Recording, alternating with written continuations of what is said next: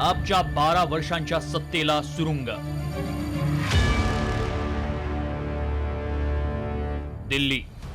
कधी काळी काँग्रेसचा अभेद्य गड असलेल्या दिल्ली विधानसभेत भाजपनं 12 वर्षांच्या आपच्या सत्तेला सुरुंग लावत तब्बल 27 वर्षांनंतर कमळ फुलवलंय।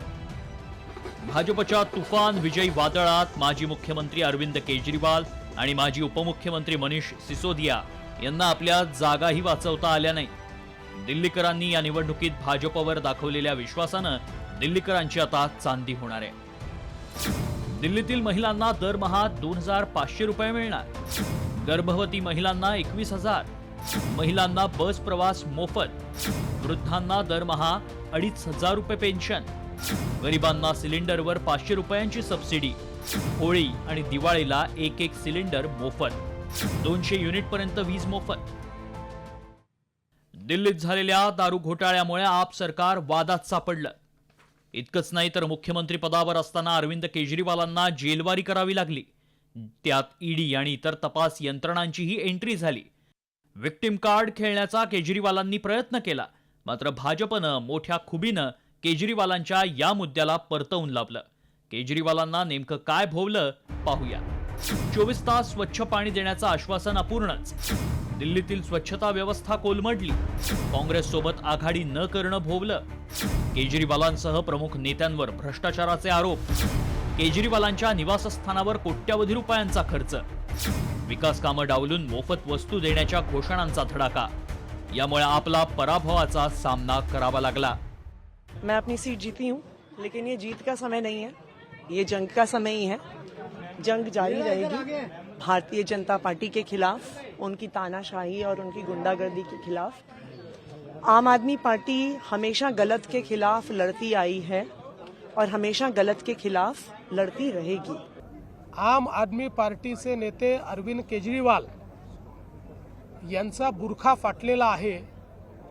सातत्याने खोटी आश्वासनं देऊन आणि लोकांना त्या ठिकाणी भटकवत ज्या प्रकारे त्यांनी राज्य केलं, त्या परंपरेचा आज अंत झालेला आहे। दिल्लीतल्या मतदारांमध्ये आप आणि केजरीवाल कसे भ्रष्टाचारी आहेत हा संदेश पाठवण्यात भाजपला यश आलं आणि दिल्लीत आपवर झाडू फिरला। काँग्रेसच्या कथित भ्रष्टाचाराच्या विरोधात आंदोलन करून केजरीवाल यांनी दिल्लीची सत्ता मिळवली होती। आता केजरीवालांना कथित भ्रष्टाचाराच्या आरोपांवरूनच पायउतार व्हावं लागलंय। त्यामुळे एक वर्तुळ पूर्ण झालं। भाजपची गेल्या 10 वर्षांपासून देशात सत्ता आहे, मात्र राजधानी दिल्लीतच सत्ता नसल्यानं भाजपच्या मनात मोठी सल होती। अखेर दिल्लीच्या तख्तावर भाजप पूर्णपणे विराजमान झालंय। त्यामुळे भाजपवर अपेक्षापूर्तीचं मोठं ओझं असणार असून आता दिल्ली विकासात अडथळ्याची भाषा भाजपला करता येणार नाही। ब्युरो रिपोर्ट, साम टीव्ही। दिल्लीतील निकालावर उद्धव ठाकरेंनीही चिंता व्यक्त केल्याचं संजय राऊत यांनी म्हटलंय। एकत्र काम करण्यासाठी विचार करावा लागेल असं ठाकरेंनी म्हटल्याचं राऊत यांनी सांगितलेलं आहे। शिवसेना पक्षप्रमुख उद्धव ठाकरे यांनाही या सगळ्या घडामोडींबाबत चिंता व्यक्त केली। तेही असं करतात की आपल्याला एकत्रपणे काम करण्यासाठी पुन्हा नव्याने विचार करावा लागेल आणि एकत्र कसं काम करता येईल याबाबत ते स्वतः सगळ्यांशी चर्चा करतील। तर एकीकडे ठाकरे आणि भाजप जवळकीच्या चर्चा असतानाच उद्धव ठाकरे इंडिया आघाडीतून बाहेर पडून एनडीएमध्ये परतणार का हे देखील आता पाहावं लागणार आहे। वळूया पुढील बातमीकडे। महत्त्वाची बातमी म्हणजे दिल्ली विधानसभा निवडणुकीत आपचा आणि अरविंद केजरीवाल यांचा मोठा पराभव झाला। यावर प्रतिक्रिया देताना ज्येष्ठ समाजसेवक अण्णा हजारे हे मात्र भावुक झाले। एवढं प्रेम केलं तुमच्यावर, पण तुम्ही रस्ता सोडून गेलात, त्यामुळेच नाईलाजानं तुमच्या विरोधात बोलावं लागलं अशी प्रतिक्रिया देताना अण्णा हजारेंच्या डोळ्यातून पाणी आलं। त्यांना अश्रू अनावर झाले।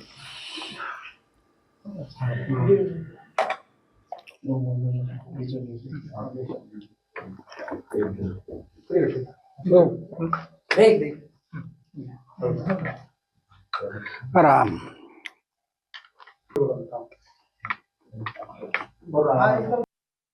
हीच आम्ही अपेक्षा ठेवली तुमच्याकडून। नाविलाज तो आम्हाला बोलावं लागलं। अरे एवढं प्रेम केलं तुमच्यावरती, पण तुम्ही रस्ता सोडून गेला म्हणून नाविलाज असतो मला बोलावं लागलं. तर दिल्ली विधानसभा निवडणुकीमध्ये काँग्रेसनं हॅट्रिक साधली आहे. मात्र ही हॅट्रिक आहे भोपळ्याची. सलग 3 वेळा सत्तेत आलेल्या काँग्रेसचं पानिपत का झालं? कशामुळे काँग्रेसचं विधानसभेतलं अस्तित्वच संपलं? पाहूयात या विशेष रिपोर्टमध्ये. इंडियातील कलह काँग्रेसला भोवला. सलग 3ऱ्या निवडणुकीत काँग्रेसला भोपळा.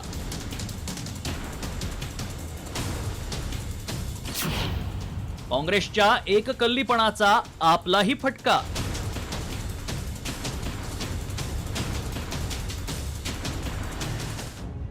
दिल्लीत काँग्रेस आता गलितगात्र झालीय. सलग 3ऱ्या निवडणुकीत राष्ट्रीय पक्ष असलेल्या काँग्रेसला साधं खातही उघडता आलेलं नाही. त्यामुळे काँग्रेस आणि राहुल गांधी यांचं नेमकं कुठं चुकलं याची चर्चा रंगू लागली आहे. दिल्लीत 1993 मध्ये भाजपची सत्ता होती. ही सत्ता काँग्रेसनं सोनिया गांधींच्या नेतृत्वात 1998 मध्ये खेचून घेतली. यावेळी काँग्रेसला 1998 मध्ये 52 जागा मिळाल्या. 2003 मध्ये 47 आणि 2008 मध्ये 43 जागा जिंकल्या. काँग्रेसच्या याच सलग 3ऱ्या विजयानंतर भाजपकडून 2008 मध्ये आयोगात तक्रार दाखल करण्यात आली. काँग्रेसनं ईव्हीएम छेडछाड केल्याचे भाजपकडून आरोप करण्यात आले. या आरोपांवर पडदा पडेपर्यंत 2013 उजाडलं. केंद्रातील मनमोहन सिंग यांच्या युपीए सरकारवर भ्रष्टाचाराचे अनेक आरोप झाले. त्यातच समाजसेवक अण्णा हजारेंसह केजरीवालांनी काँग्रेसच्या भ्रष्टाचारावरून रान पेटवलं आणि काँग्रेसच्या 15 वर्षांच्या सत्तेला सुरुंग लागला. नव्यानं आलेल्या केजरीवालांच्या आपला विधानसभेत दिल्लीकरांनी पसंती दिली. 2013 मध्ये भाजपला सत्तेपासून दूर ठेवण्यासाठी आप काँग्रेस आघाडी झाली. भ्रष्टाचाराविरोधी कायद्यावरून आप काँग्रेसमध्ये वादावादी झाली. 1.5 वर्षातच काँग्रेसनं आप सरकारचा पाठिंबा काढला. पुढे 2015च्या निवडणुकीत आपला घवघवीत यश मिळालं. काँग्रेसचा सुपडा साफ झाला. 2020 मध्ये आपला पुन्हा 62 जागा मिळाल्या. काँग्रेसला भोपळा. 2025 मध्ये काँग्रेसनं भोपळ्याची हॅट्रिक पूर्ण केली आहे. भाजपनं तब्बल 27 वर्षांनंतर दिल्ली विधानसभा निवडणुकीत मुसंडी मारली. राहुल गांधी निवडणुकीच्या शेवटच्या टप्प्यात आजारी पडले. प्रचाराची सगळी सूत्र राजस्थानचे काँग्रेस नेते सचिन पायलटांकडे होती. या उलट पंतप्रधान नरेंद्र मोदी आणि अमित शहांच्या मायक्रो नियोजनापुढे काँग्रेस आणि आप पूर्णतः निष्प्रभ ठरले. काँग्रेसला दिल्लीसारख्या राज्यात 3ऱ्यांदा पराभवाला तोंड द्यावं लागलं. त्यामुळे याची नैतिक जबाबदारी स्वीकारून राहुल गांधी आणि प्रियंका गांधी पक्षात बदल करणार की पुन्हा केवळ मंथन करून पुढच्या निवडणुकीला सामोरे जाणार याकडेच लक्ष लागलंय. ब्युरो रिपोर्ट, साम टीव्ही. दिल्लीला आपदामुक्त केल्याचा हल्लाबोल पंतप्रधान नरेंद्र मोदींनी केला. दिल्लीचे मालक बनू पाहणाऱ्यांना घरी बसवल्याचंही मोदींनी म्हटलंय. दिल्लीत भ्रष्टाचार करणाऱ्यांची चौकशी होणार असल्याचा इशाराच मोदींनी आपला दिलेला आहे. तर काँग्रेसची दिल्लीत शून्याची डबल हॅट्रिक झाल्याचा टोला मोदींनी लगावला. तसंच काँग्रेसमध्ये अर्बन नक्षलवादाचा डीएनए आहे अशी घणाघाती टीकाच मोदींनी केली आहे. दिल्ली में 6 बार से खाता नहीं खुल रहा है और ये लोग खुद को पराजय का गोल्ड मेडल देते फिर रहे हैं. कांग्रेस वो कांग्रेस नहीं है जो आजादी के आंदोलन के समय थी, जो आजादी के बाद कुछ दशकों तक थी.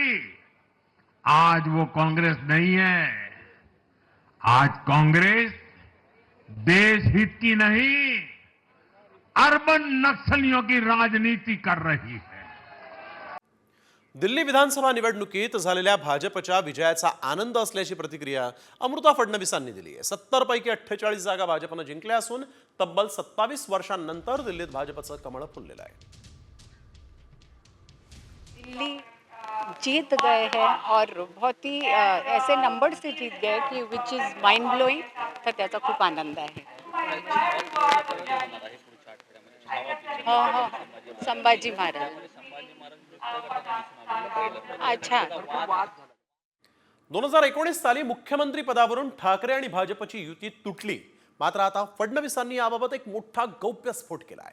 मुख्यमंत्री पदाबाबत फडणवीसांनी नेमकं काय म्हटलंय पाहूया. जिस समय लोकसभा का चुनाव था और हम अलायंस के लिए बैठे और करीब करीब अलायंस हमारा फाइनल हुआ, तो एक रात ऐसी आई कि जिस रात को उद्धव जी ने मुझे कहा कि देवेंद्र जी हमको 2.5 साल के लिए मुख्यमंत्री पद चाहिए, और उन्होंने कहा कि मैंने आपके वरिष्ठों के भी कान पे ये बात रखी है और अब अंतिम फैसला आज कर लेंगे और 2.5 साल के लिए हमको मुख्यमंत्री का पद चाहिए. रात में करीब 1 बजा हुआ था. मैंने कहा देखिए ये कोई फैसला तो मैं नहीं ले सकता, क्योंकि मेरी पार्टी एक पार्लियामेंट्री बोर्ड के थ्रू फैसला करती है. तो मैं ये प्रयास करता हूँ, हमारे अध्यक्ष अमित भाई है, मैं अमित भाई से बात करता हूँ. तो रात को 1 बजे मैंने फ़ोन किया. फॉर्चुनेटली अमित भाई भी जगे थे. तो मैंने उनको कहा कि अभी करीब करीब हम सीटों पर तो मान गए हैं, आगे का भी सारी चीज़ें मान्य हो गई है, लेकिन उनका कहना है कि हमको 2.5 साल के लिए मुख्यमंत्री का पद दिया जाए. तो अमित भाई ने मुझे कहा कि नहीं हमको मंजूर नहीं है और आप उनको कहिए कि हमको मंजूर नहीं. मैंने कहा अगर उनका कहना है ये मंजूर नहीं है तो हम अलायंस नहीं करेंगे. तो 2 टूक बात मुझे अमित शाह जी ने कही कि आप कह दीजिए कि नहीं होगा फिर अलायंस. और उसके बाद मैंने उनको कहा कि नहीं हमारी पार्टी को ये मंजूर नहीं है, हम 2.5 साल का मुख्यमंत्री पद आपको नहीं दे सकते. जो भी अभी ये है 5 साल, चूंकि हम सबसे बड़ी पार्टी है, आगे भी सबसे बड़ी पार्टी रहने वाले हैं, तो 5 साल मुख्यमंत्री पद हमारा होगा. हाँ, हमने पिछली बार डिप्टी सीएम आपको नहीं दिया था, तो हम डिप्टी सीएम आपको दे सकते हैं. तो उद्धव जी ने कहा कि नहीं फिर तो नहीं बन पाएगा. वो अपने रास्ते चले गए, मैं अपने रास्ते चले गया और हमारा अलायंस नहीं हो पाया. करीब 4 दिन के बाद उद्धव जी के यहाँ से संदेश आया कि वापस बात करना चाहते हैं. तो जो संदेशवाहक था मैंने उसको कहा कि भाई अब देखो इसमें नए सिरे से तो बात नहीं हो सकती.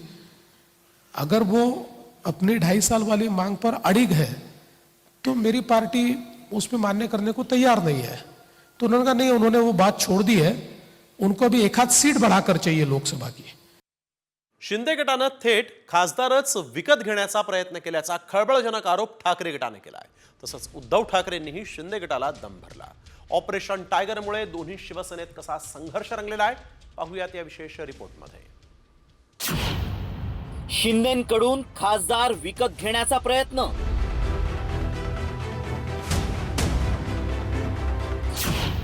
ठाकरे गटाचा खळबळजनक आरोप, शिंदेंचा ठाकरेंच्या मुळावर घाव. राज्यात गेल्या काही दिवसांपासून शिवसेनेच्या ऑपरेशन टायगरची चर्चा सुरू आहे. ठाकरे गटाचे 6 खासदार संपर्कात असल्याचा दावा शिंदे गटानं केल्यानंतर आता ठाकरे गटानं खळबळजनक आरोप केलाय. शिंदे गटानं थेट खासदारांना विकत घेण्याचा प्रयत्न केल्याचा दावा विरोधी पक्षनेते अंबादास दानवेंनी केलाय. सांसदों ने ही कल दिल्ली में स्पष्टीकरण दिया है और ये लोग पैसे का लालच बता के कुछ ऑफर देके लोग खरीदी करने का प्रयास कर रहे हैं. लेकिन पार्टी सिर्फ पैसे पे नहीं चलती, पार्टी विचारों से चलती है. वो शिवसेना का प्रमुख जी का विचार लेके चलने वाले शिवसैनिक जहाँ के वहाँ है. विधानसभा निवडणुकीत मिळालेल्या यशामुळे शिवसेना शिंदे गटाचा आत्मविश्वास आणखी वाढलाय. त्यांचे 57 आमदार निवडून आलेत, तर ठाकरे गटाचे केवळ 20 आमदार आहेत. आता सरकार स्थिर सावर झाल्यानंतर शिंदे गट ठाकरेंना पुन्हा धक्का देण्याच्या तयारीत आहे. त्या पार्श्वभूमीवर शिंदे गटाकडून वारंवार दावे केले जात आहेत. यावरच संतापलेल्या उद्धव ठाकरेंनी आम्हाला फोडण्याचा प्रयत्न केला तर डोकं फोडू असा दम शिंदे गटाला भरलाय. तर उपमुख्यमंत्री असल्यामुळे सर्व संपर्कात असतात असा खोचक टोला एकनाथ शिंदेंनी लगावलाय. आता शिवसैनिकाच्या संयमाचा अंत बघू नका, कारण फोडाफोडी करायला लागलात तरी तुमचं डोकं फुटेल. आणि माझं तर आव्हान आहे, फोडाफोडी करायची असेल ना तर सरकारी यंत्रणा बाजूला ठेवा, पोलीस बिलीस बाजूला ठेवा, ईडी इन्कम टॅक्स सीबीआय बाजूला ठेवा आणि हिम्मत असेल, मर्दाची अवलाद असेल तर माझा एक तरी शिवसैनिक फोडून दाखव, मी तुझं नेतृत्व स्वीकारायला तयार आहे. अरे भाई देखो, मेरे साथ तो सब लोग मेरे से बात करते हैं, सब पार्टी के लोग मेरे से बात करते हैं, क्योंकि मैं काम करने वाला हूँ। हर पार्टी के लोग मेरे से संपर्क में रहते। इसका आप राजनीतिक अर्थ क्यों निकालते हो? दुसरीकडे दिल्लीत ठाकरेंच्या सर्व खासदारांनी एकजुटीचा नारा दिलाय. आमची वज्रमूठ असून आम्ही पक्षाशी एकनिष्ठ असल्याचं खासदार अरविंद सावंत यांनी म्हटलंय. असं असलं तरी मुळावरच घाव घातल्यानं उद्धव ठाकरे अस्वस्थ झालेत. केंद्रातील मोदी सरकार टीडीपी आणि जेडीयूच्या आधारावर आहे. त्यामुळे ठाकरे आणि शरद पवारांचे खासदार फोडण्याचा प्रयत्न होतोय. ठाकरेंचे खासदार खरंच एकनिष्ठ राहणार का हे पाहणं महत्वाचं आहे. त्यामुळे पिक्चर अभी बाकी आहे असं म्हणणाऱ्या शिंदेचं ऑपरेशन टायगर कुठल्या वळणावर जाणार ते पाहणं महत्वाचं ठरणार आहे. रिपोर्ट साम टीव्ही न्यूज. तर दुसरीकडे एकनाथ शिंदेंनी ठाकरेंवर पलटवार केला. त्यांनी त्यांची माणसं सांभाळावी, आम्ही फोडाफोडी करत नाही असं शिंदेंनी म्हटलंय. फोडाफोडी करताय, त्यांनी त्यांची माणसं सांभाळावी ना. आम्हाला काय कोणाची फोडाफोडी करायची? मिशन असेल, ऑपरेशन असेल, हे काय सगळं बोलून होतं का? होईल तेव्हा तुम्हाला कळेल का माणसं जात आहेत, का माणसं सोडतायत. याचं आत्मपरीक्षण, आत्मचिंतन करावं. तर महायुती सरकारमध्ये 42 मंत्र्यांनी शपथ घेतली. मात्र अजूनही एक मंत्रिपद रिक्त ठेवण्यात आलेलं आहे. मात्र हे मंत्रिपद खरंच जयंत पाटलांसाठी रिक्त ठेवण्यात आलंय का? जयंत पाटील खरंच भाजपमध्ये प्रवेश करणार का? पाहूयात या विशेष रिपोर्टमध्ये. जयंत पाटील भाजपात जाणार?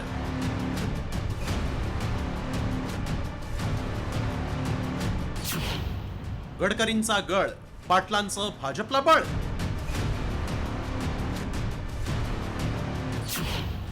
मंत्रिमंडळातील रिकामी खुर्ची पाटलांसाठी. एक जागा अजून रिकामी आहे ना, मंत्रिमंडळामध्ये अजून एक जागा रिकामी ठेवलेली आहे. मुख्यमंत्री देवेंद्र फडणवीसांनी मंत्रिमंडळात एक जागा रिकामी असल्याचं सूचक वक्तव्य केलं होतं. त्यानंतर महाविकास आघाडीतील दिग्गज नेता महायुतीत सहभागी होण्याची चर्चा रंगली होती. त्यातच आता जयंत पाटलांच्या आग्रहावरून नितीन गडकरी हे राजाराम बापू शिक्षण संस्थेतील विकास कामांच्या भूमिपूजनासाठी सांगलीत येणार आहेत. त्यामुळे जयंत पाटील भाजपच्या संपर्कात असल्याची चर्चा रंगली आहे. जयंत पाटील राष्ट्रवादी का सोडू शकतात तेही पाहूया. राष्ट्रवादीत प्रदेशाध्यक्ष पदावरून सुरू असलेला सुप्त संघर्ष, साखर कारखान्याला आवश्यक असलेली आर्थिक मदत, विधानसभा निवडणुकीत घसरलेलं मताधिक्य, मतदारसंघातील कामं मार्गी लावण्यासाठी सत्तेला प्राधान्य, मंत्रिमंडळातील खुणावत असलेलं एक रिक्त मंत्रिपद. आर आबांनंतर जयंत पाटलांनी राष्ट्रवादीच्या वाढीसाठी मोठं योगदान दिलं. मात्र 2019 मध्ये जयंत पाटील आणि अजित पवार यांच्यात सुप्त संघर्ष रंगला होता. त्यामुळे जयंत पाटील हे 2019 मध्येच भाजपसोबत जाण्याची चर्चाही रंगली होती. मात्र अजित पवारांनी बंड केलं आणि त्यासोबतच सत्तेचा संसारही थाटला आणि जयंत पाटलांचा पवारांसोबतचा प्रवास लांबला. मात्र आता प्रदेशाध्यक्ष पदावरून रोहित पवारांचा जयंत पाटलांसोबत संघर्ष चव्हाट्यावर आलाय. मी किंग मेकर आहे, मी सेनापती आहे. अहो, एक दोन सेनापतीचं हे काम नव्हतं. महाराष्ट्रामध्ये असणाऱ्या तुमच्या सारख्या सामान्य त्या ठिकाणी जे कार्यकर्ते त्यांच्यामुळे हा यश मिळालेलं, कुणी एका दुसऱ्या नेत्यामुळे नाही. तर दुसरीकडे जयंत पाटील भाजपमध्ये जाण्याची शक्यता असून त्यांचा भाजपला कसा फायदा होणार तेही पाहूया. एक मराठा समाजाचा मोठा नेता, ज्याचं साखर क्षेत्रामध्ये मोठा प्रभाव आहे, ज्याचा राज्याच्या राजकारणावरती प्रभाव आहे, असा नेता जर भाजपला राज्याच्या राजकारणासाठी किंवा देशाच्या राजकारणासाठी मिळाला तर महाराष्ट्राच्या समीकरणांमध्ये भाजपचाही फायदा होऊ शकतो. पवारांच्या राष्ट्रवादीत होणारी पक्षांतर्गत कोंडी आणि प्रदेशाध्यक्ष पदावरून हटवण्याची होत असलेल्या मागणीमुळेच जयंत पाटील सत्तेच्या आश्रयाला जाण्याची शक्यता वर्तवली जाते. त्याचीच पहिली बीट गडकरींच्या उपस्थितीत रचण्याचा तर्क वर्तवला जातोय. मात्र जयंत पाटील सत्तेत सहभागी होऊन मंत्री बनणार की पवारांसोबत निष्ठा कायम ठेवणार याकडेही लक्ष लागलंय. ब्युरो रिपोर्ट, साम टीव्ही न्यूज. तर राजन साळवींचा पक्षप्रवेश ही निव्वळ अफवा असल्याचं शिंदे सेनेचे आमदार किरण सामंत यांनी म्हटलंय. साळवी यांना एकनाथ शिंदे पटकन पक्षात घेतील असं मला वाटत नाही, असंही किरण सामंतांनी म्हटलं. त्यांना विधान परिषद आणि महामंडळ देतील असं देखील मला तरी वाटत नाही, असा दावाही सामंतांनी केला आहे. तसंच साळवींबाबत कुठलाही निर्णय घेण्याआधी शिंदे मला आणि उदय सामंतांना विश्वासात घेतील असाही दावा यावेळेस किरण सामंतांनी केला. त्यामुळे साळवींच्या बंडाआधीच सामंतांकडून हे बंड थंड करण्यात आलंय का, अशी चर्चा सुरू झाली आहे. राजन साळवी साहेब हे एकनाथ शिंदे साहेबांच्या संपर्कामध्ये होते आणि आहेतही, परंतु मला असं वाटत नाही की एकनाथ शिंदे साहेब यांना पटकन पक्षामध्ये घेतील, पक्षामधलं एखाद्या विधान परिषदेची जागा देतील आणि महामंडळ देतील. भाजपच्या मंत्र्यांवर नजर ठेवण्यासाठी पक्षानं आता खास सचिवांची नियुक्ती केली. हे सचिव नेमकं काय करणार आहेत आणि पक्षानं त्यांची नियुक्ती कशासाठी केली आहे, त्यावरचा हा एक विशेष रिपोर्ट पाहूया.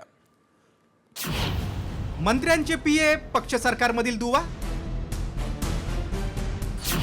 भाजपकडून खासगी पीएंची नियुक्ती, मंत्र्यांवर राहणार पक्ष सचिवांची नजर. महायुती सरकार स्थापन झाल्यानंतर सत्तेचा लाभ भाजप कार्यकर्त्यांनाही मिळावा म्हणून भाजपनं नवी रणनीती आखली.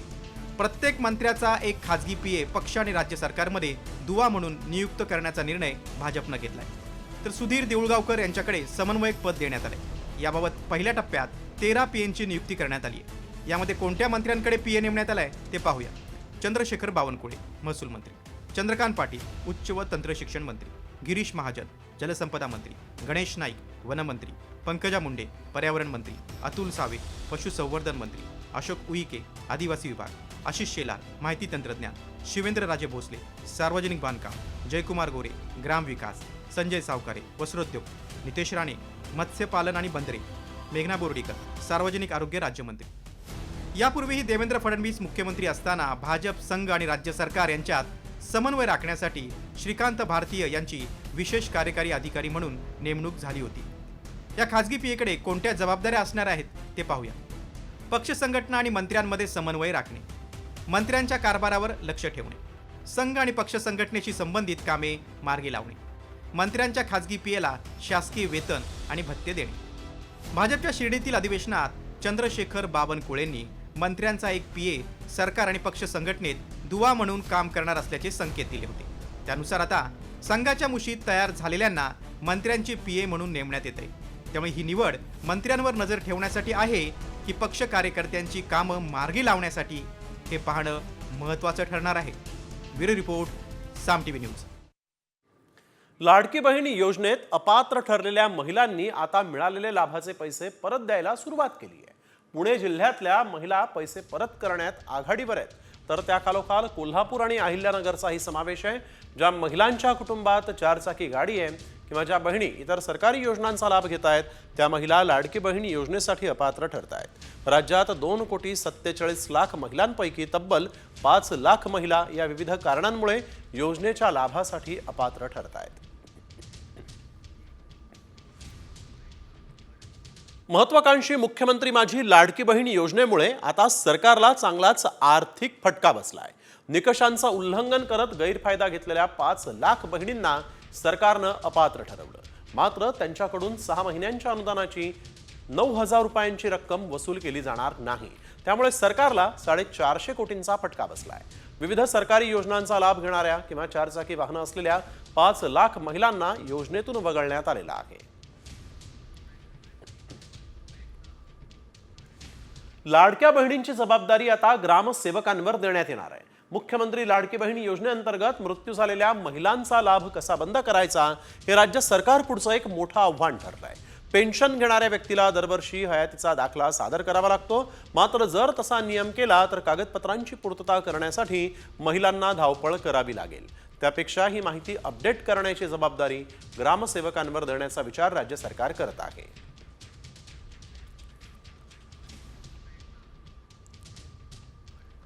बीडमधील सरपंच हत्या प्रकरणात एक मोठा ट्विस्ट आलाय. मुख्य आरोपी सुदर्शन घुलेच्या मोबाईलमधला सगळा डेटा सीआयडीच्या हाती लागला.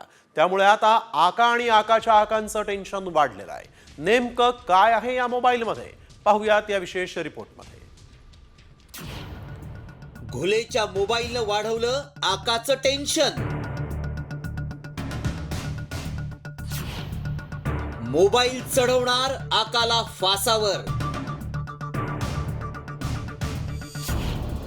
पोलिसांच्या हाती महत्वाचे धागेदोरे.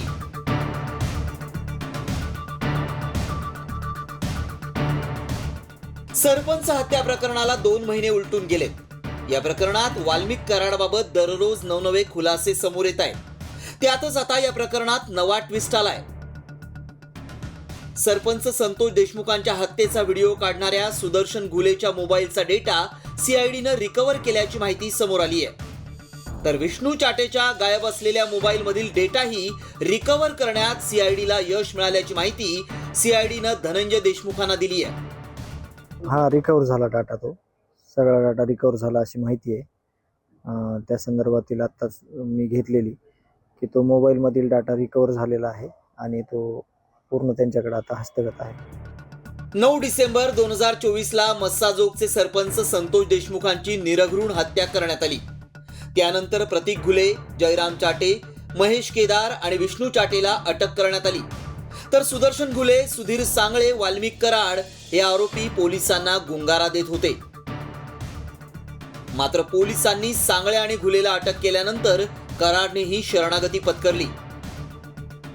मात्र विष्णू चाटेनं मोबाईल गायब केल्यानं तपासात अडचणी निर्माण झाल्या होत्या. आता मुख्य आरोपी सुदर्शन घुलेच्या मोबाईल मधील डेटा सीआयडीनं रिकव्हर केल्यामुळं थेट वाल्मिक कराडचे धाबेस दाण आणलेत. कारण सुदर्शन घुले हा वाल्मिक कराडच्या टोळीचा असल्याचं सीसीटीव्हीतून समोर आलंय. त्यामुळे आता घुले आणि चाटेच्या मोबाईलचा डेटा रिकव्हर करण्यात आल्यानं आकासह त्याच्या आकांचंही टेन्शन वाढणार एवढं नक्की. ब्युरो रिपोर्ट, साम टीव्ही न्यूज.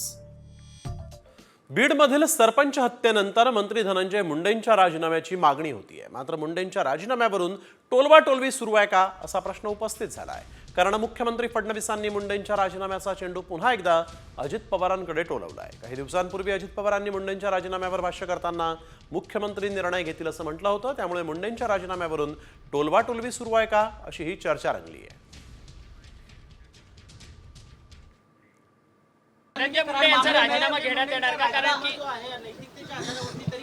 जे कोणी दोषी असेल त्यांच्यावर कारवाई करा असं मुख्यमंत्र्यांना सांगितलेलं, मुख्यमंत्री त्या पद्धतीनं दोषींवर कारवाई करतायत.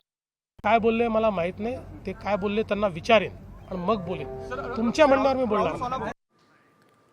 मोक्कांतर्गत जेलमध्ये असलेल्या वाल्मिक कराडचे आणखीन धक्कादायक कारनामे पुढे आले. कराड पोलिसांना शरण जाण्यापूर्वी कोणत्या बाबाकडे आपलं भविष्य पाहायला गेला, त्याला काय सांगण्यात आलं, पाहूयात या विशेष रिपोर्टमध्ये. कराड भविष्य पाहण्यासाठी दिंडोरीत. शरण जाण्यापूर्वी कराडनं पाहिलं भविष्य.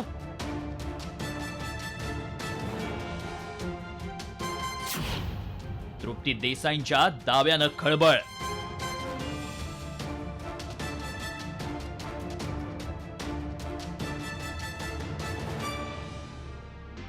बीड येथील मस्साजोगचे सरपंच संतोष देशमुखांच्या हत्या प्रकरणी राज्यातील राजकारण चांगलंच तापलंय. या हत्या प्रकरणानंतर रोज नवनवे खुलासे होत आहेत.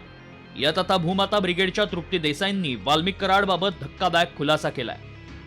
कराड सरेंडर होण्याआधी दिंडोरीतल्या आप्पासाहेब मोरेंच्या मठात आश्रित होता असा आरोप देसाईंनी याआधीच केला होता. मात्र आता या मठात राहिल्यानंतर कराड भविष्य पाहण्यासाठीही गेल्याचा दावा देसाईंनी केलाय. त्यामुळे खळबळ माजलीय. काय म्हणाल्या तृप्ती देसाई, पाहूया. नाशिक पोलिसांनी तातडीनं जे आहे ते शरीरपूर पोलीस स्टेशनचे हद्दीतील 17 डिसेंबर 2024चे सीसीटीव्ही जे आहेत ते तपासावेत आणि वाल्मिक कराड जो फरार होता तो कुणाकुणाकडे गेला, कुठल्या हस्ततज्ञांकडे गेला, त्यांच्यावर सुद्धा कारवाई होणं गरजेचं आहे. सरपंच संतोष देशमुख खून प्रकरणामध्ये वाल्मिक कराड हा मास्टरमाइंड असल्याचा आरोप सातत्यानं केला जातोय. भूमाता ब्रिगेडच्या तृप्ती देसाई, सामाजिक कार्यकर्ते अंजली दमानिया या प्रकरणांमध्ये सातत्यानं धनंजय मुंडे आणि वाल्मिक कराडवर आरोप करताना पाहायला मिळत आहेत. त्यामुळे कराडच्या अडचणी वाढण्याची शक्यता आहे. मात्र खंडण्या मागायच्या, इतरांचं आयुष्य उद्ध्वस्त करायचं आणि स्वतःचं भविष्य बघायला आश्रमात जाण्याचा कारनामा वाल्मिक कराडनं केलाय. मात्र यामुळे दिंडोरीतील आश्रमावरही सवाल उपस्थित झाले होते. समाजानं आध्यात्मिक प्रगती करावी म्हणून थाटलेल्या आश्रमातच जर मकोकाच्या गुन्हेगारांना आश्रय मिळणार असेल तर अशा आश्रमांना लवकरच टाळं लावण्याची गरज असल्याच्या संतप्त भावना व्यक्त होऊ लागल्या. ब्युरो रिपोर्ट, साम टीव्ही. 15 फेब्रुवारीपासून अंतरवाली सराटीमध्ये बेमुदत साखळी उपोषण सुरू होणार आहे आणि त्याचं लोण जे आहे ते राज्यभरात पसरणार आहे. आम्ही मुंबईत देखील आंदोलन करणार आहोत आणि त्यासाठी आझाद मैदान आणि शिवाजी पार्कच्या जागेची पाहणी केली जाणार असल्याचं जरांगे पाटलांनी आज माहिती देताना म्हटलंय.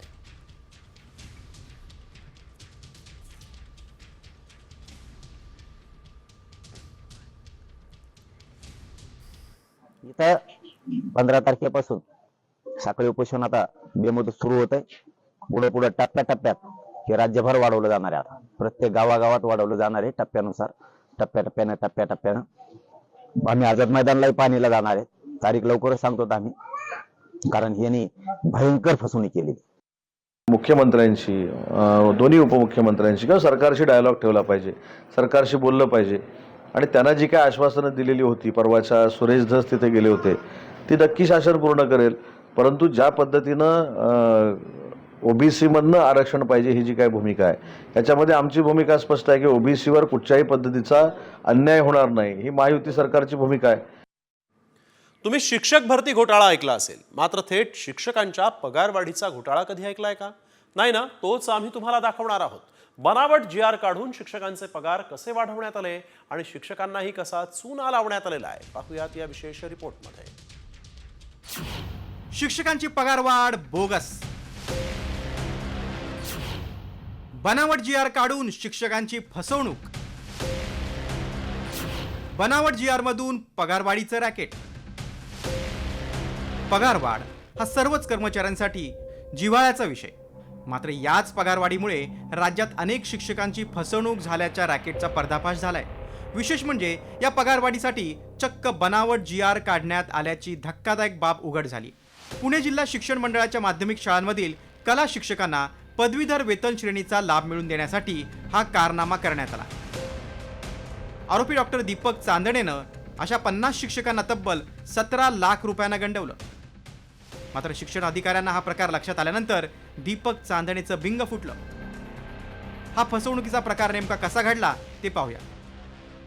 19 ऑक्टोबर 2024 ते 27 डिसेंबर 2024 दरम्यान हा प्रकार घडला. AM ही पदवी मिळवल्यानंतरच वरिष्ठ वेतन श्रेणी. मात्र दीपक चांदणेनं ATD पदविका कला शिक्षकांना गाठलं. शिक्षक विभागातील ओळखीतून लाभ मिळवून देण्याचं चांदणेचं आमिष होतं. लाभाच्या बदल्यात 50 शिक्षकांकडून 17 लाख रुपये उकळले. डिजिटल स्वाक्षरी करून बनावट GR काढला. मात्र बनावट शासन निर्णय समाज माध्यमात व्हायरल झाला. शिक्षण अधिकारी डॉक्टर भाऊसाहेब कारेकरांच्या निदर्शनास ही बाब आली. याबाबत शिक्षण आयुक्तांनी एक समिती स्थापन केली आहे. या समितीचा अहवाल ACBला दिलाय आणि त्यानुसार चौकशी सुरू आहे. दरम्यान या प्रकरणात अजूनही काही लोकांचा समावेश असण्याची शक्यता आहे. चौकशी समिती नेमलेली आहे, गुन्हा दाखल झालेला आहे, चौकशी पण चालू आहे आणि गुन्ह्यामध्ये काय निष्पन्न होईल त्याप्रमाणे कारवाई होईल. कला शिक्षकांच्या नियुक्तीच्या संदर्भातलं प्रकरण आहे, परंतु ते सर्व चौकशी त्या प्रकरणाची चालू आहे आणि चौकशीनंतर त्याच्यावर भाष्य करणं योग्य राहील. त्यामध्ये ब्युरोनी चौकशी केली आणि चौकशीमध्ये असं लक्षात आलं आहे की हा GR जो आहे हा बनावट GR आहे आणि या GRच्या माध्यमातून 50 कला शिक्षकांना जे डिप्लोमाधारक आहेत त्यांना वाढीव वेतन श्रेणी देण्याचा प्रयत्न केला गेला होता. आणि तो जो GR ज्या व्यक्तीने बनवला आणि त्याकरता काही त्यांनी पैसेसुद्धा घेतले, त्या व्यक्तीला अँटी करप्शन ब्युरोच्या पुणे युनिटने कालच परवा अटक केलेली आहे. प्रत्येक कर्मचाऱ्याला पगारवाढीची अपेक्षा असते. या पगारवाढीसाठी सगळेच जण आपापल्या परीनं प्रयत्न करतात. शैक्षणिक पात्रता नसतानाही पगारवाढीच्या लोभामुळेच या शिक्षकांची फसवणूक झाली आणि त्यांच्या या लोभीपणामुळेच दीपक चांदणे सारख्यांचं उखळ पांढरं होतंय, हेही तेवढंच खरं. दीपक चांदणेच्या बरोबर अनेक त्याचबरोबर शिक्षण विभागातील अनेक अधिकारीही आता ACBच्या रडारवरती आहेत. त्यामुळं हा घोटाळा नक्कीच मोठ्या अधिकाऱ्यांपर्यंत जाण्याची शक्यता वर्तवण्यात येते. कॅमेरामन आदर्श कटकेसह सागरावर, साम TV, पुणे. आणि आता बातमी 12वीच्या परीक्षेसंदर्भात. आधी जात प्रवर्गाचा वाद आणि आता विषयांचा घोळ. 12वी परीक्षेच्या हॉल तिकीटचा सावळा गोंधळ अद्यापही सुरूच आहे. परीक्षा मंडळांनी जात प्रवर्गाचा निर्णय रद्द करून विद्यार्थ्यांना नवं हॉल तिकीट दिलं, मात्र नवीन हॉल तिकीटवर विषयांचा घोळ झाला.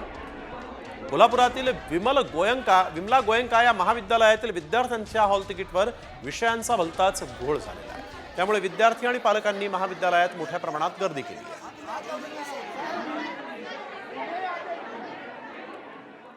परभणीमधून मुंबईच्या दिशेने निघालेला लॉंग मार्च स्थगित करण्यात आलेला आहे. परभणीच्या पालकमंत्री मेघना बोर्डीकर आणि आमदार सुरेश धस यांच्या शिष्टाईला यश आलं.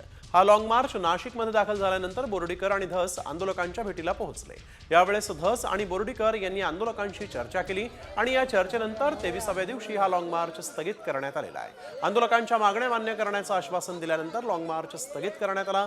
महिन्याभरामध्ये सर्व मागण्या पूर्ण न झाल्यास नाशिकपासून पुन्हा लॉंग मार्च काढण्याचा इशारा आंदोलकांनी दिला. सोमनाथ सूर्यवंशींचा कोठडीत मृत्यू झाला होता आणि त्यामुळे सूर्यवंशी कुटुंबियांना न्याय देण्याच्या मागणीसाठी हा मार्च जो आहे तो परभणीहून मुंबईच्या दिशेने निघाला होता. मात्र मुंबईत पोहोचण्याआधीच लॉंग मार्च स्थगित करण्यात सरकारला यश आलेलं आहे. येवा कोकण आपलोच असं मोठ्या प्रेमानं म्हटलं जातं. मात्र कोकणातल्या एका घटनेनं पर्यटकांमध्ये दहशत पसरली आहे. नेमकं असं काय घडलं आपल्या कोकणात? कोणाच्या कृतीनं पर्यटनाचा जिल्हा या प्रतिमेला तडा जातोय? पाहूया या रिपोर्टमध्ये. पर्यटन जिल्हा की गुंडांचा किल्ला? पर्यटकाला दोरीने बांधून मारहाण. कोकणातील घटनेनं पर्यटकांमध्ये दहशत. राज्यात पर्यटनासाठी कोकणाला मोठी पसंती असते. हिरवागार निसर्ग आणि सागर किनाऱ्याची सर्वांनाच भुरळ पडते. त्याशिवाय आदरातिथ्य आणि ताज्या मासळीचं आकर्षण आहेच. मात्र तुम्ही जर कोकणात जाण्याचा प्लॅन करत असाल तर ही बातमी जरूर बघा, कारण या घटनेनं पर्यटकांमध्ये दहशत पसरली. मुंबई गोवा महामार्गावर कुडाळ झाराप 0 पॉईंट येथे चहा पिण्यासाठी थांबलेल्या 2 पर्यटकांना वाईट अनुभव आलाय. त्यांना बेदम मारहाण करण्यात आली. निमित्तही अगदी किरकोळ होतं. एका हॉटेलमध्ये चहा पिण्यासाठी ते थांबले होते. त्यावेळी चहाच्या कपात माशी पडली. नवीन चहा दे नाहीतर पैसे देणार नाही या पर्यटकांच्या मागणीनं वाद वाढला. वादाचं रूपांतर हाणामारीत झालं. हॉटेल मालकासह अन्य 5 ते 6 जणांनी एका पर्यटकाला दोरीनं बांधून बेदम मारहाण केली. पोलिसांनी या घटनेची गंभीर दखल घेतली आहे. त्याच्यामध्ये जे पर्यटनासाठी आले होते त्यांच्यापैकी एकाने डायल 112ला कॉल केला. डायल 112चा कॉल हा कुडाळ पोलीस स्टेशनला रीड आउट झाला आणि कुडाळ पोलीस स्टेशनचं पथक लगेच त्या पॉईंटपर्यंत पोहोचलं.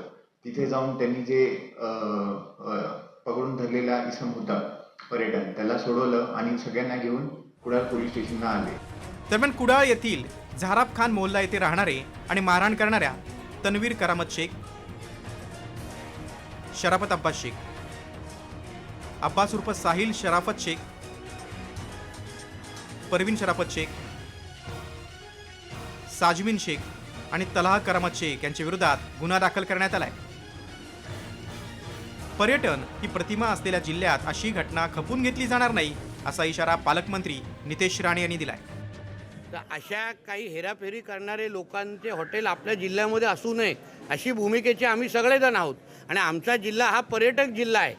अशा पद्धतीने पर्यटकाला अगर मारहाण होत असेल तर उद्या आमच्या जिल्ह्याच्या प्रतिमेवर फटका बसू शकतो. हे आम्ही व्हायला देणार नाही.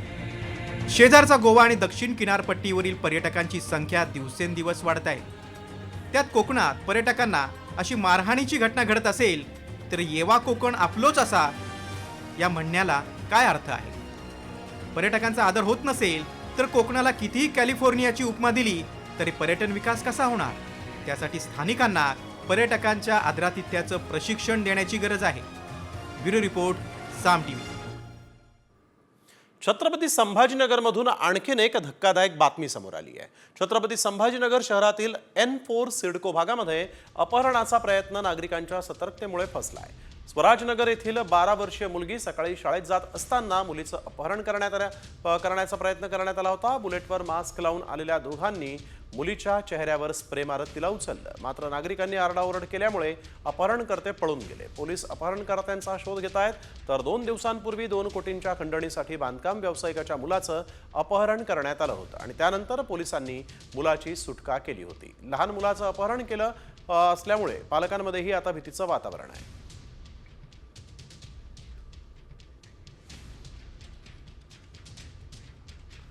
तर पुण्यापाठोपाठ संभाजीनगरमध्ये देखील गुन्हेगारांना पोलिसांचा धाक राहिला नाही असंच म्हणावं लागेल. वळूया पुढील बातमीकडे. बातमी लाडकी बहीण संदर्भात महत्त्वाची आहे, कारण निकष डावलून जर लाडक्या बहिणींनी पैसे घेतले असतील तर ते पैसे परत घेतले जाणार असा दावा केला जातोय. खरंच पैसे सरकार वसूल करणार आहे का, याची आम्ही मग पडताळणी केली आणि त्यावेळेस काय सत्य समोर आलं पाहूया. लाडकीकडून 9,000 वसूल करणार.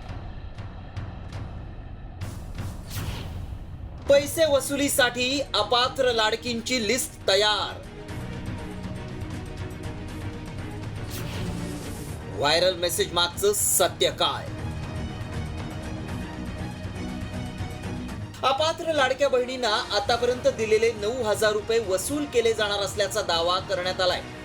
कारण आत्ताची लिस्ट आली आहे, त्यामध्ये तब्बल 5 लाख महिला अपात्र ठरल्या आहेत. याच अपात्र लाडकींकडून प्रत्येकी 9,000 रुपये वसूल करणार असल्याचा दावा केल्यामुळं लाडकींच्या मनात भीती निर्माण झाली आहे.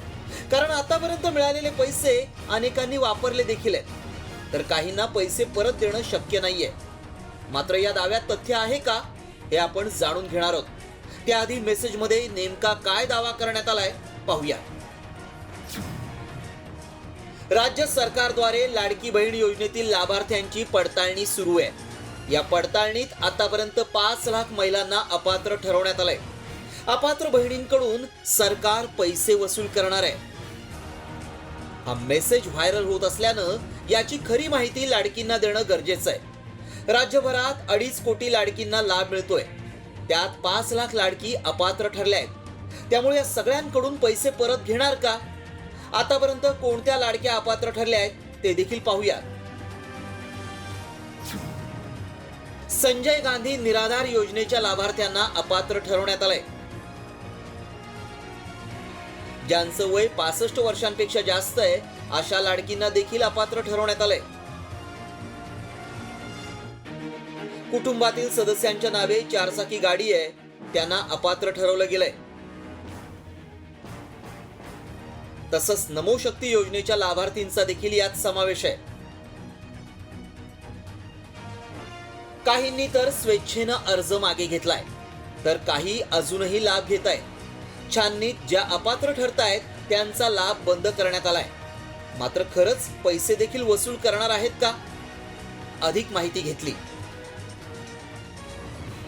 कुठलाही नवीन निकष नाही. योजना घोषित केली त्यावेळेस जे निकष होते त्या निकषांपेक्षा वेगळं ज्यांनी अर्ज केला त्यांच्यावरच ही कारवाई होते आहे. मला आनंद आहे की आमच्या काही लाडक्या बहिणींनी स्वतः निर्णय केला की आम्ही निकषाबाहेर गेलो आहोत आणि त्यामुळे आम्ही हे या ठिकाणी सोडतो आहोत. कोणाचेही पैसे आम्ही परत घेतले नाही, परत मागणार नाही. लाडकी योजनेचा दिलेला लाभ परत घेतला जाणार नाही. नियमबाह्य अर्ज भरलेल्या लाडकींचे अर्ज बाद केले जातील. अपात्र लाडकींना आता पैसे मिळणार नाहीत. दिलेले 9,000 रुपये परत घेणार ही केवळ अफवा आहे. 5 लाख अपात्र लाडकींच्या खात्यात पैसे गेल्यामुळं सरकारला 450 कोटींचा फटका बसलाय. मात्र लाडकींकडून पुन्हा पैसे घेणार असल्याचा दावा आमच्या पडताळणीत असत्य ठरलाय. ब्युरो रिपोर्ट, साम टीव्ही न्यूज.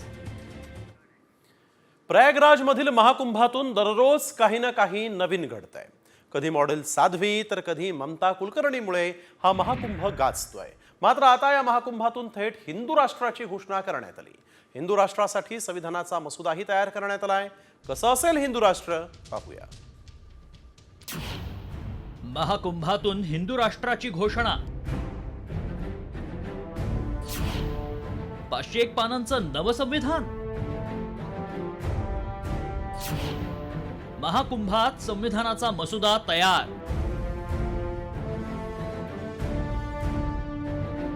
अखंड हिंदू राष्ट्राची पहिली राज्यघटना तयार झाली आहे. होय, तुम्ही बरोबर ऐकताय. प्रयागराजच्या भूमीवर उत्तर आणि दक्षिण भारतातील 25 विद्वानांनी 12 महिने 12 दिवसात हिंदू राष्ट्राची राज्यघटना तयार केली आहे. 4ही खंडपीठाच्या शंकराचार्यांच्या संमतीनंतर ही घटना केंद्र सरकारकडे पाठवली जाईल. रामराज्य, श्रीकृष्णाचं राज्य, मनुस्मृती, आणि चाणक्याचं अर्थशास्त्र यांच्या आधारे 501 पानांची राज्यघटना तयार करण्यात आली आहे. कशी असेल ही राज्यघटना पाहूया. 25 विद्वानांकडून 12 महिने 12 दिवसात हिंदू राष्ट्राची राज्यघटना तयार. रामराज्य, श्रीकृष्णाचं राज्य, मनुस्मृती आणि चाणक्याच्या अर्थशास्त्राचा आधार. 501 पानांची राज्यघटना तयार. 2035 पर्यंत हिंदू राष्ट्र घोषित करण्याचं लक्ष्य. राष्ट्रप्रमुखाची निवड केवळ निवडणुकीच्या आधारे. संविधानानुसार सर्व जाती धर्मांना भारतात राहण्याचा अधिकार. हिंदू राष्ट्रातील प्रत्येक नागरिकाला लष्करी शिक्षण अनिवार्य. जैसे ईसाइयों को जो अधिकार प्राप्त होंगे वही अधिकार प्राप्त होगा जो इटली में हिंदुओं को प्राप्त होगा. वही ये सब जगह होता है, ये यही नहीं है, ये और भी संवैधानिक व्यवस्था में यही है. इटली में भी भारत का व्यक्ति प्रधानमंत्री नहीं बन सकता, इसीलिए सोनिया गांधी जन्मना नागरिक थी, इसलिए नहीं बन पाई हो. तो वो व्यवस्थाएं हमने इसमें बहुत कड़ाई से रखा है. जो त्वरित न्याय हमारे देश में अभी भी विलंबित न्याय है. व्यक्ति अपराध करता है और मरते दम तक उसको दंड नहीं मिल पाता है. इसमें दंड की एक आयु सीमा है. दरम्यान राज्यघटनेनुसार एक सदनी विधिमंडळ असेल आणि सभागृहाचं नाव संसद नसून हिंदू धर्म संसद असेल. संसदेची रचना कशी असेल पाहूया. संसदपटूंसाठी किमान वयोमर्यादा 25, मतदानासाठी वयोमर्यादा 16 वर्ष. जैन, बौद्ध आणि शीख धर्माच्या अनुयायांनाच निवडणूक लढण्याचा अधिकार. धर्मसंसदेच्या सदस्यांना मतदारसंघ भत्ता, वाहतूक आणि सुरक्षेची सुविधा असेल. धर्मसंसद सदस्य होण्यासाठी वैदिक गुरुकुलाचा विद्यार्थी असणं अनिवार्य असेल. जनतेला लोकप्रतिनिधीला पाय उतार करण्याचा अधिकार असेल. यासह न्याय, कर्मावर आधारित जाती व्यवस्था यासारख्या घटकांचा विचार करून हिंदू राष्ट्राची राज्यघटना तयार करण्यात आली आहे. त्यामुळे महाकुंभमेळ्याच्या निमित्तानं अखंड भारत आणि हिंदू राष्ट्राच्या चर्चांना पुन्हा उधाण आलंय. ब्युरो रिपोर्ट, साम टीव्ही.